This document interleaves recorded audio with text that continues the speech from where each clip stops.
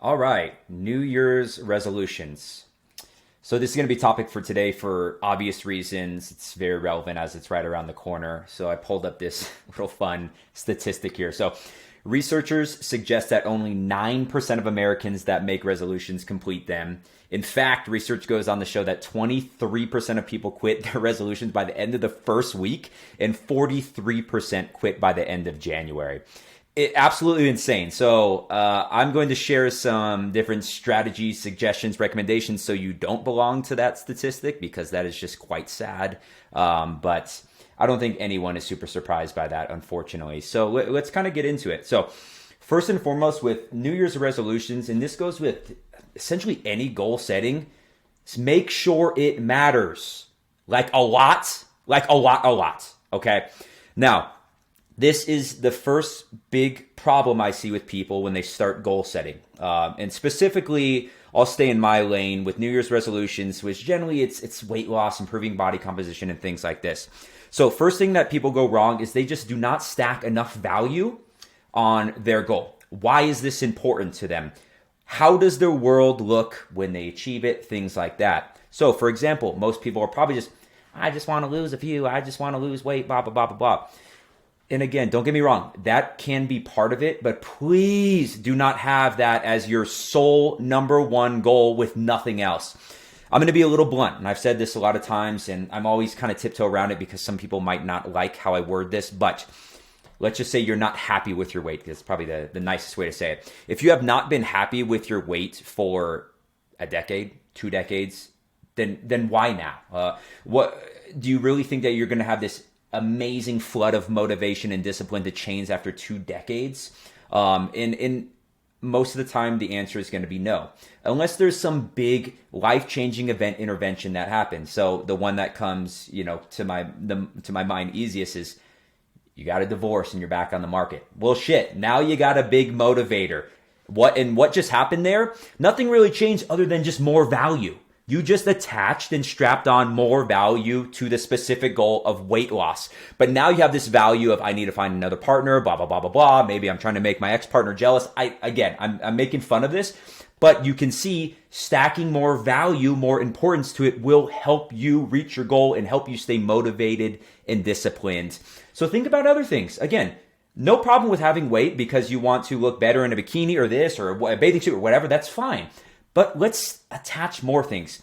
So first and foremost, let's just look at health because for any of you out there, I think we all know the statistics are not very good in terms of just health in the United States and across the world, but specifically here, heart disease, diabetes, and things like that can be, I'm not saying 100% can be combated, but we can do a lot to kind of stave these things off. So attach different values to it. Health values. I want to be there to walk my daughter down the aisle. I want to meet my grandkids. I want to have a good quality of life when I retire. I want to get to retirement. I want to have a good quantity of life. Just start attaching things to it. And I think this means a lot to me because I've seen it. I see what it looks like when a 30-year-old, a 40-year-old, a 50-year-old, a 60-year-old, a 70-year-old, maybe a 7-year-old if they get there, don't take care of their body. And this has been immensely valuable to me because it looks like a world of difference. The last triathlon I did, there was someone in their mid-70s, this woman that did it. I've also met a lot of people, one that, again, don't even get to 70s, or if they do, it does not look pretty.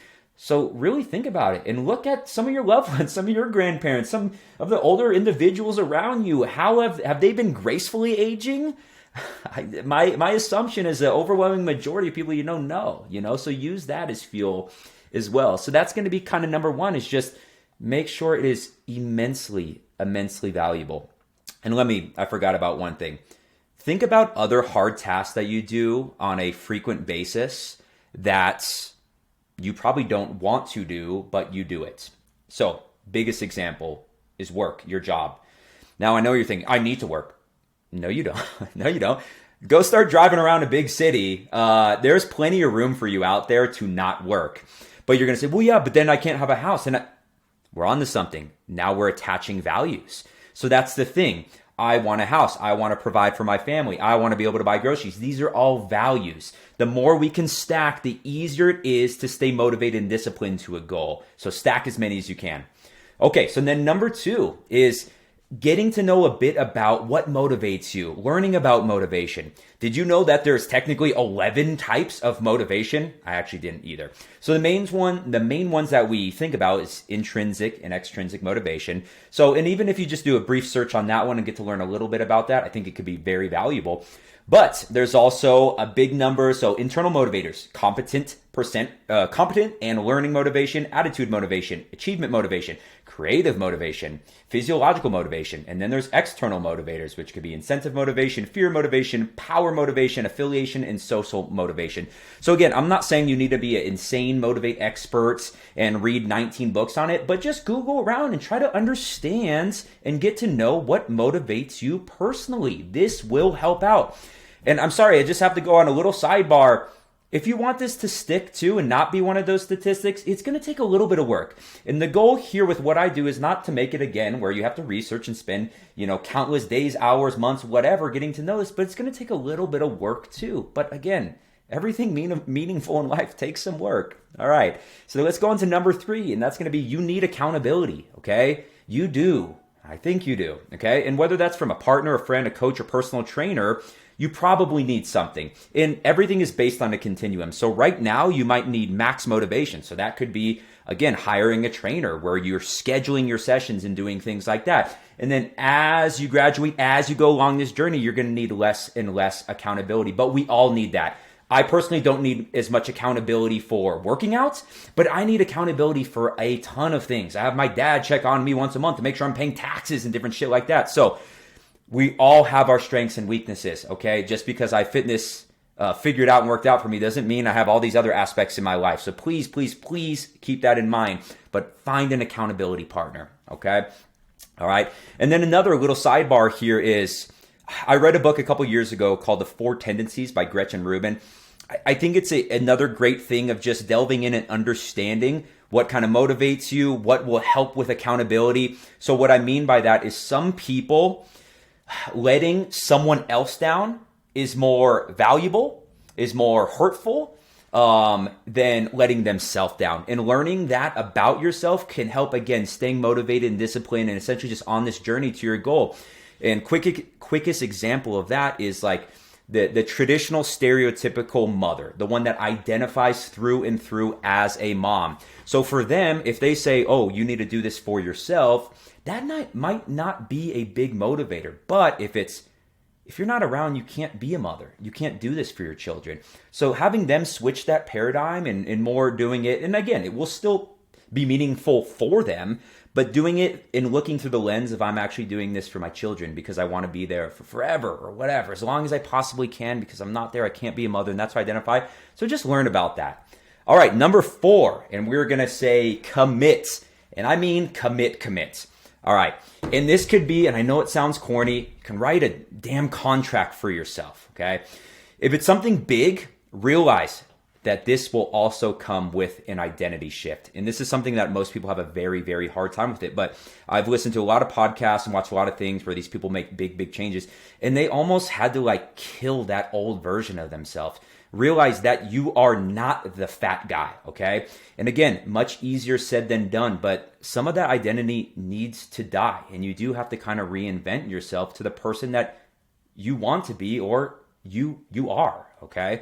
So again, it might sound foo-foo, but I promise you, everyone that has made these big, big changes in their life, they had to do a little bit of an identity shift because you will be held back with that kind of inner monologue dialogue of, no, you are the fat kid, you are the fat person, you are the unhealthy or whatever. So just work on that, okay? Takes time. And then also going into that is realize that this commitment and journey will come with struggles, and it will, and a lot. So when the struggle gets struggling, what are you going to tell yourself? You're just going to quit. But it's cold. I'm tired. I'm hungry. I worked out yesterday. Fuck off, okay? So I told you this will not be easy. And whether it's coming up with your own personal mantra to tell yourself when things get hard or listening to Goggins on repeat, play around with it. But you need something to come back to when, again, the going gets tough, all right? And tell yourself that. When you sign that contract, you tell yourself, what am I going to do when I don't fucking want to? And you bring yourself back to that moment you signed that contract and you made a deal with yourself and you said you're going to follow through. And I mean this, and you can kind of tell that I'm getting fired up with this. fucking sell it to yourself and commit. All right. Number 5, enjoy the fucking ride. All right. Stop every now and again to smell the roses, pat yourself on the back, enjoy the victories, whether small or big. 3 drinks instead of 4, fuck yeah. 2 workouts instead of 1 this week, amazing. Okay. Progress is progress. All right. And also maintenance is progress. You have to remember, we have a very hard time not just losing, and in fact, harder than losing is maintaining that weight loss. So I absolutely look at maintenance as progress, and always, always remember that, especially in this world where each day we're getting closer to 6 feet under. So maintenance is absolutely progress. Lastly, number 6, don't you dare compare. All right. Everyone knows Theodore Roosevelt once said, comparison is a thief of joy. Okay.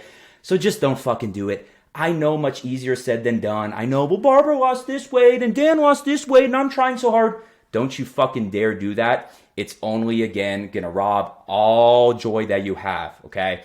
So try these out. Good luck with your New Year's resolutions. Let me know what you think. Put down below also anything that has helped you make these big changes in your life. Don't forget, like, comment, subscribe. Thanks, guys.